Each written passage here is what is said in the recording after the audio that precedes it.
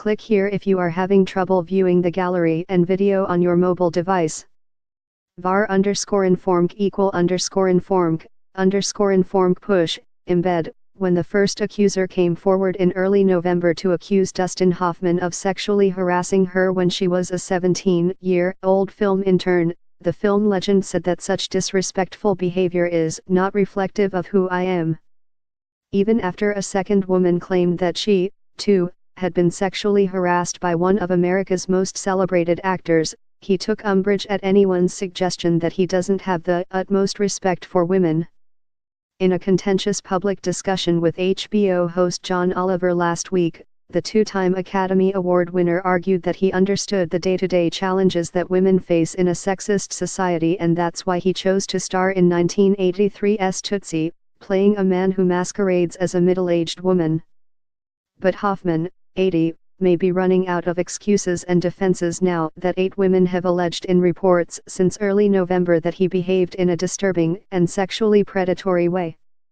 In 2 reports published Thursday, 2 of the women told The Hollywood Reporter that they were teenage girls when Hoffman exposed himself to them, while a third said the actor forced her to have oral sex with him in the Watergate Hotel in Washington, D.C., where he was staying while filming All the President's Men in 1975. The alleged incidents described to The Hollywood Reporter and Variety occurred in the 1970s, 1980s, and early 1990s when Hoffman was at the height of his career, starring in some of America's most iconic films and earning his 2 Academy Awards.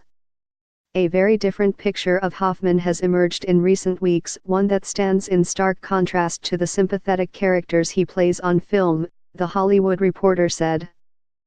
The first allegation came in early November when writer Anna Graham Hunter wrote in an essay in The Hollywood Reporter that she endured a steady stream of gropes, lewd comments and demands for foot rubs when she was 17 and worked for Hoffman as an intern on the set of the 1985 TV movie adaptation of Death of a Salesman.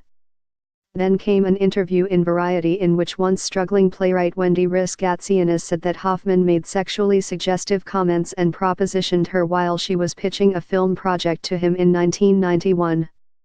Risk-Gatsianis was then in her 20s and Hoffman, then 53, was coming off a second Academy Award win for Rain Manitoba. In new reports in The Hollywood Reporter and in Variety, playwright Corey Thomas said she was a 16-year-old high school student in 1980 when she became friends with Hoffman's daughters. At the time, Hoffman was fresh off his first Oscar for playing a sensitive single father in Kramer vs. Kramer.